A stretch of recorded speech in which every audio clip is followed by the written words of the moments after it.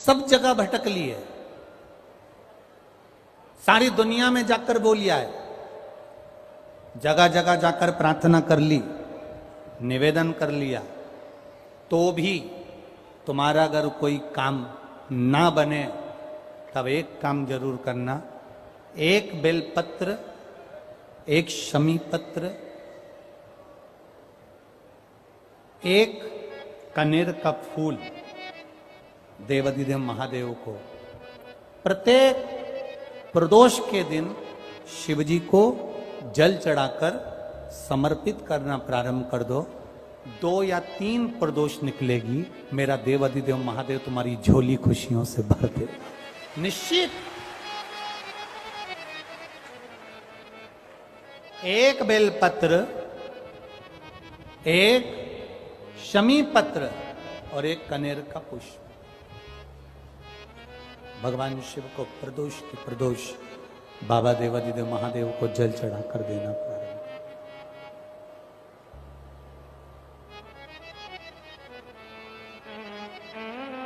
आप दीजिए, वो स्वीकार करेगा।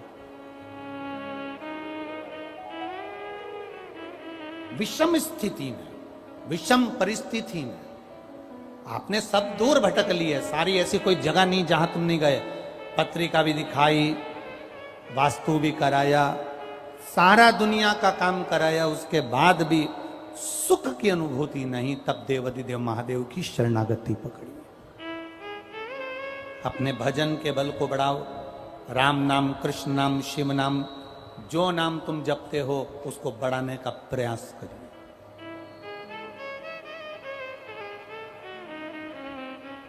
उस भजन के बल को बढ़ाने का प्रयास करिए। चंद्रदेव, अब तुम शिव के पास जाओ। चंद्रदेव भगवान शंकर के धाम कैलाश पर पहुंच गए, जहां पर भगवान शिव तो तप साधना में लीन थे।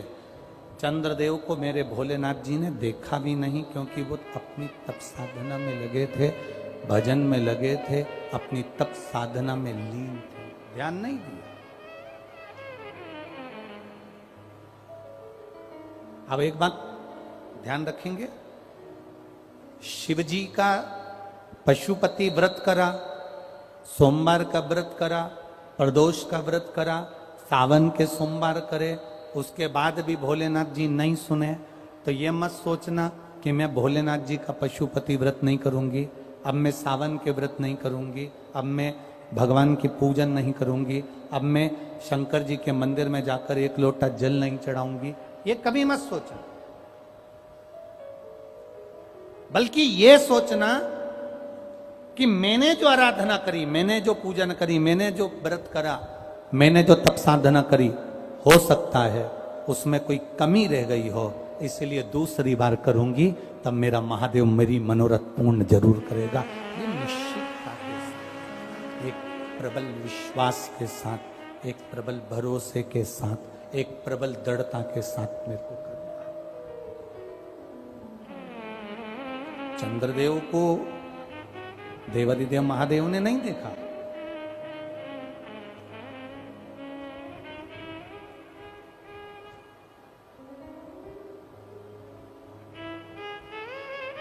शिवजी ने चंद्रदेव को नहीं देखा, क्योंकि वो तो तप साधना में लगे हुए हैं। कोई तुमसे आकर कह दे कि शंकर भगवान को 50 किलो दूध चढ़ाओगे तो शंकर भगवान प्रसन्न होंगे, तो समझ लेना कि पक्का झूठ बोल रहा है। क्योंकि शिव महापुराण की कथा कहती है, गौ माता का एक छोटी सी चम्मच से भी आधा चम्मच, आधी चम्मच का भी आधा चम्मच, एक बूंद दूध भी गौ माता का, देसी गाय का जल में मिलाकर अगर शिव जी को समर्पित कर दोगे तो मेरा महादेव प्रसन्न हो जाता है। यह जरूरी नहीं कि 50 लीटर चढ़ाओगे, 100 लीटर चढ़ाओगे, 51 लीटर चढ़ाओगे, 108 लीटर चढ़ाओगे तो महादेव प्रसन्न होगा, ना ना ना। शंकर भगवान को रिझाने के लिए तुमको बहुत कीमती शिला की जरूरत नहीं पड़ती, भगवान शंकर को रिझाने के लिए बहुत कीमती पत्थर पाषाण की जरूरत नहीं पड़ती। भगवान शंकर को रिझाने के लिए सोने के आभूषण की जरूरत नहीं पड़ती। भगवान शंकर को रिझाने के लिए तो तुम किसी भी बगीचे की एक मुट्ठी मिट्टी को उठा लो, उसको उसन लो और उसका शिवलिंग बनाकर पूजन कर लो। मेरा महादेव 12 ज्योतिर्लिंग के बराबर स्वीकार कर लेता।